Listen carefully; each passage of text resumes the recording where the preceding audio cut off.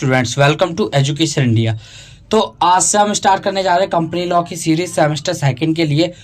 चाहे वो BCom programme का स्टूडेंट हो, चाहे ऑनर्स का स्टूडेंट हो। इसके बाद हम स्टार्ट करेंगे एचआरएम की, यानी ह्यूमन रिसोर्स मैनेजमेंट की। तो आप लोगों को पता होगा आपके पास क्या क्या सब्जेक्ट है। अगर आपको नहीं पता तो आप मेरी पिछली वाली वीडियो देख सकते हो, मैंने उस पर आपको बता रखा है कि आपके पास आगे सेमेस्टर में कौन कौन से सब्जेक्ट होंगे डिसिप्लिन वाले। ठीक है, तो जो कंपनी लॉ है और एचआरएम है वो आपके डिसिप्लिन वाले सब्जेक्ट्स में आते हैं। तो हम इन दोनों को स्टडी करेंगे। तो अभी हम स्टार्ट कर रहे हैं कंपनी लॉ की सीरीज। ठीक है, तो इस वीडियो के अंदर हम डिस्कस करेंगे सिलेबस कि आपको पूरे कंपनी लॉ में पढ़ना क्या है। ठीक है, इसके बाद एक कॉर्पोरेट अकाउंटिंग आपके पास, वो हम करेंगे बाद में। ठीक है, अगर टाइम मिलता है तो हम उसे भी बाद में कवर कर लेंगे। अदरवाइज आपके ये दो थ्योरी सब्जेक्ट मैं आपको कवर करवा दूंगा। ठीक है, जैसे आपको बिजनेस लॉ में मैंने हेल्प की थी, ऐसे आपकी कंपनी लॉ एचआरएम में हेल्प जरूर करूंगा। और लास्ट में क्वेश्चन पेपर इंपॉर्टेंट क्वेश्चन जरूर डिस्कस किए जाएंगे। ठीक है, एग्जाम से पहले। और आपके जो एग्जाम है बता दो, मई जून में होंगे। मई और जून में आपके एग्जाम होंगे, क्योंकि आपका एकेडमिक कैलेंडर ऑलरेडी जारी हो चुका है और आपके जो एग्जाम्स है वो एकेडमिक कैलेंडर के अकॉर्डिंग ही होते हैं। ठीक है, तो अब हम डिस्कस करते हैं सिलेबस को। देखो, टेबल ऑफ कंटेंट आपके पास टोटल 5 यूनिट होंगे, यूनिट 1, यूनिट 2, यूनिट 3, यूनिट 4 और यूनिट 5।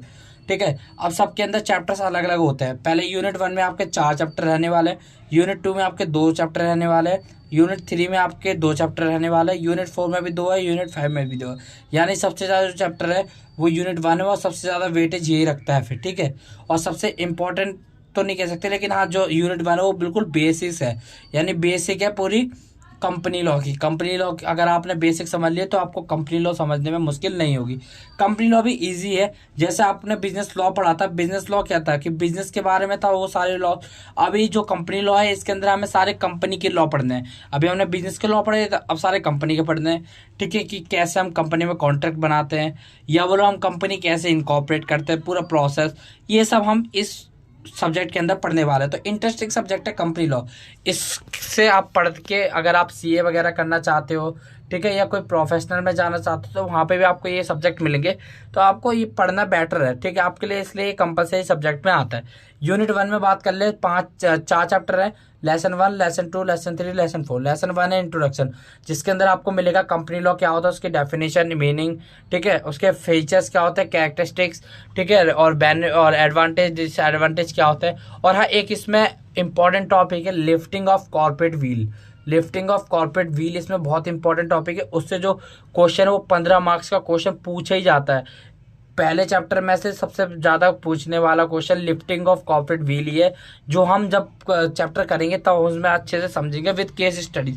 जो मैंने आपके इस बार नोट्स बनाए हैं उसमें with example and with case study बनाए हैं, तो उससे आप जल्दी रिलेट कर पाओगे इस टॉपिक को। ठीक है, लेसन नंबर 2 है, जिसके अंदर में पढ़ना है एडमिनिस्ट्रेशन ऑफ कंपनी लॉ, जिसके अंदर एनसीएलटी है, एनसीएलएटी है और स्पेशल कोर्ट्स है।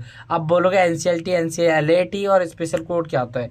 ये तीनों एक कोर्ट होते हैं जो ओनली कंपनीज के केसेस होते हैं ना, जैसे ट्रिब्यूनल मैंने आपको बताया था। ठीक है, कंपनी लॉ में, सॉरी, बिजनेस लॉ में भी हमने ट्रिब्यूनल का नाम सुना था, तो वही ट्रिब्यूनल को हम यहाँ पे एनसीए अलग अलग नामों से जानते हैं। फिर इसके बाद हम पढ़ेंगे types of company. Types of company में 2 चैप्टर होने वाले हैं। पहला चैप्टर है on the basis of incorporation, यानी इनकॉर्पोरेशन के बेसिस पे और मेंबर्स के बेसिस पे। ठीक है, 4 चैप्टर होगा types of companies on the basis of control. Government company आएगा इसके अंदर। ठीक है, foreign company, dormant company, associate, ये आपने एनपीओ का नाम सुना होगा, नॉन प्रॉफिट ऑर्गेनाइजेशन। ठीक है, तो ये वही है जैसे ऑर्गेनाइजेशन होती है, कोई भी संस्था हो गई। ठीक है, वो सब आता है। इलीगल एसोसिएशन क्या होती है, और जो कंट्रोल बेसिस है इसके अंदर हम पढ़ेंगे सब्सिडी कंपनी होती है। ठीक है, ये सब हम इसमें पढ़ने वाले हैं। फिर यूनिट 2 में आ जाएंगे हम। यूनिट 2 में पहला लेसन है फॉर्मेशन ऑफ कंपनी। कंपनी कैसे बनती है, उसके प्रमोटर्स कौन होते हैं, और ऑनलाइन रजिस्ट्रेशन कैसे होता है। ऑनलाइन रजिस्ट्रेशन भी 15 मार्क्स में पूछा जाता है, 10 से 15 मार्क्स में तो ऑनलाइन रजिस्ट्रेशन हर एग्जाम में पूछा गया है। ठीक है, फिर एमओए और एओए। एमओए, एओए आपने बिजनेस पढ़ा होगा 11th क्लास में, उसमें भी आपने इसका नाम सुना होगा। ये बहुत इंपॉर्टेंट टॉपिक है। इसके अंदर से आता है एक टॉपिक है, इसके अंदर एक रूल है। ठीक है, एक लॉ है, वो इसके अंदर बहुत आता है एमओए के अंदर। और इनमें जो होता है कि अगर आपको नेम क्लाउज के, इनके अंदर बहुत सारे क्लाउज होते हैं जिनके अंदर आपकी डिटेल्स होती है। आपको किसी क्लाउज को चेंज करना है किसी और क्लाउज में, तो आप उसका क्या प्रोसेस रहता है वो यहाँ आपके क्वेश्चन पूछे जाते हैं। कम से कम 10 मार्क्स का तो आता ही है भी, ठीक है।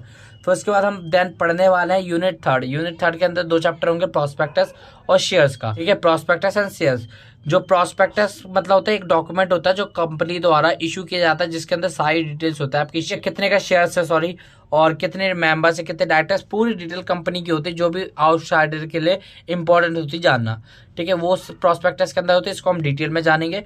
सेकंड इसमें पढ़ेंगे शेयर्स के बारे में, शेयर्स कितने होते हैं, कौन कौन से शेयर्स होते हैं, ठीक है, किसको पहले डिविडेंड दिया जाता है, ये सब हम पढ़ने वाले हैं। फिर यूनिट 4 में पढ़ेंगे, लेसन नंबर 1 है कंपनी मैनेजमेंट, यानी जो भी की मैनेजर पर्सन्स होते हैं, ठीक है, की मैनेजर पर्सन जो भी इंपॉर्टेंट मेंबर होते हैं या वो इंपॉर्टेंट पर्सन्स होते हैं कंपनी के लिए, तो उनके बारे में हम पढ़ेंगे, कैसे कंपनी को मैनेज किया जाता है। मीटिंग्स मैंने आपको बताया था, बिजनेस लॉ में भी हमने पढ़ा है, 3-4 तरह की मीटिंग्स होती है। एक ऑर्डिनरी मीटिंग होती है, स्पेशल मीटिंग, इसी के अंदर हम जो रेजुलेशन होगा ना, स्पेशल रेजुलेशन, ऑर्डिनरी रेजुलेशन, वो सब इसी के अंदर पास किया जाएगा। तो इसके अंदर हम बहुत सारा पढ़ने वाले हैं, ठीक है, इंपॉर्टेंट बन जाता है ये भी।